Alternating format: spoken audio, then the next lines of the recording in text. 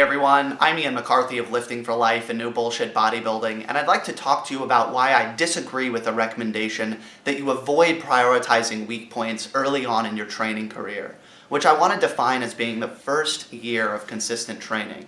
Now, I do understand and respect the reasons why one might give this recommendation, in that with a novice, you want them first and foremost to learn how to lift, and secondarily, in the case of hypertrophy training, to develop a good mind-muscle connection so they can get as much as possible out of that lifting.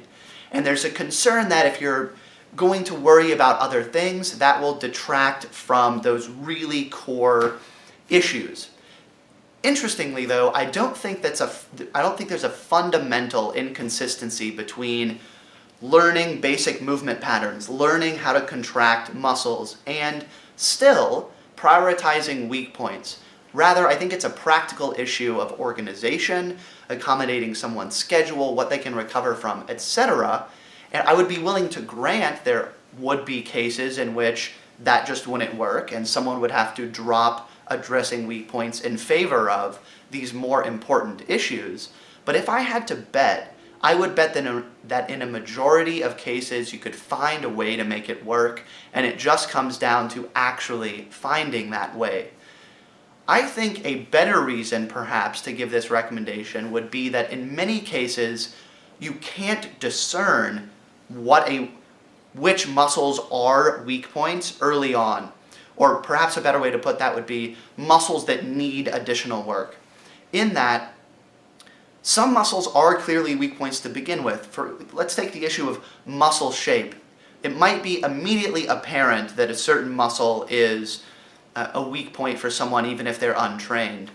On the other hand, you have muscles which become weak points as a function of responding disproportionately poorly to resistance training. And that you're not going to be able to figure out if someone is untrained.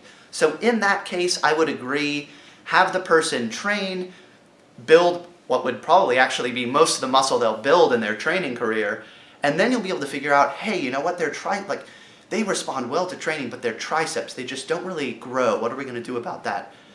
However, in that former case, where let's say you have an untrained person and they have a good amount of muscle mass for someone who's untrained, but they have no glutes at all, I simply don't see good reason to tell that person, well, we're not going to worry about that. We're going to leave it alone for however long it might be, 6 months, a year, or even longer, particularly given that issue might worsen if their glutes also respond poorly to training relative to everything else.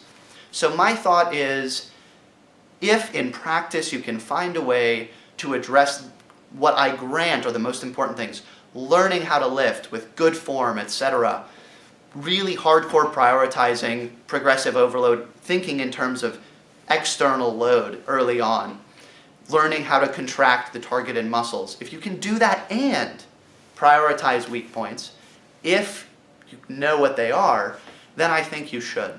Thank you so much for your time. I really appreciate your support. Please do like this video if you found any value in it. Comment below just with your thoughts on this video. I'm totally open to you disagreeing with me. You have the right to do that. It's a free country. Even the country you're in, if it isn't the US, is probably a free country. You have the internet, so that's good. Thanks so much, guys. I'll see you soon.